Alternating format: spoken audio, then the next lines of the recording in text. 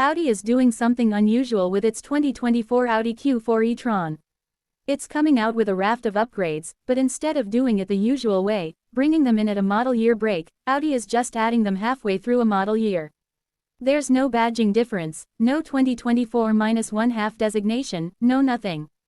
Yes, Audi is calling the revised car by a slightly different name, although that nomenclature is not on the car anywhere. The only place you'll see it is on the window sticker, so good luck if you're buying one used. The key is to look for a 2024 Audi Q455 e-tron, not the otherwise identical Q450 e-tron. That one is inferior, in comparison.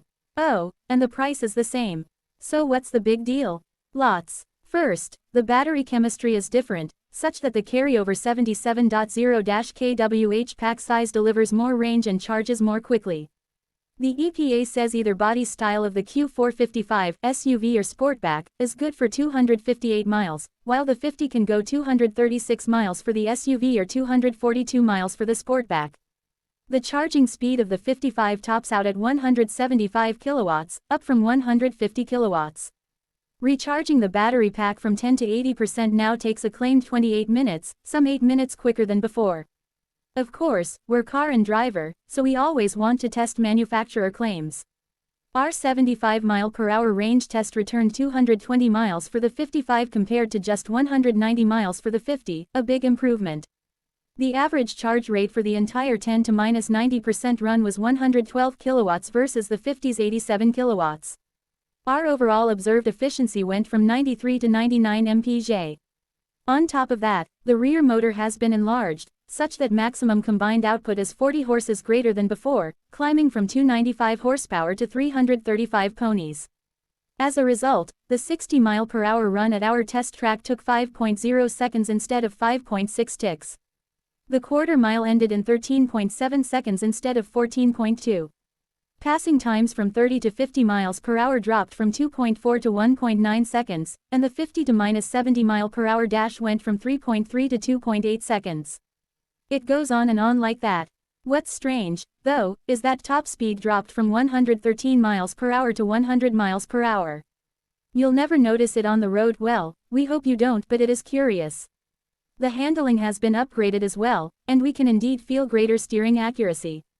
The Q4 corners smoother and with a smidge more stability, but this does not result in greater measured performance, because the Bridgestone Alenza Sport all-season tires have about the same grip.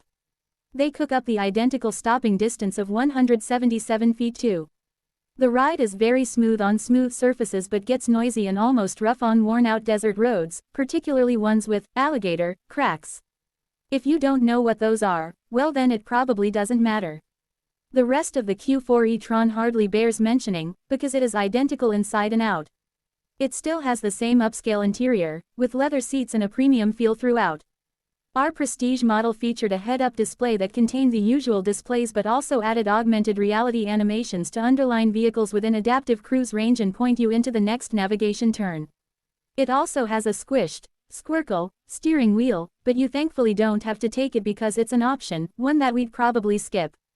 The only thing of note is that this time Audi gave us a Sportback instead of a squareback SUV. We're not fans of the fastback, because you pay more and get less. Every Sportback costs $3,000 more than the equivalent SUV, but the wheelbase and overall length are identical. Same goes for the width.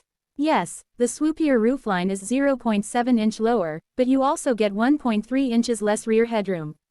Getting into the back, or leaning in to settle your child, requires ducking. Honestly, we don't know what the draw is for this, unless you prefer the look. But the big takeaway is that if you're shopping for a 2024 Q4 e-tron, make sure you get the 55, whether you buy the SUV or the Sportback. And this is only a temporary problem, because in 2025 all Q4 Quattros will be the 55 going forward.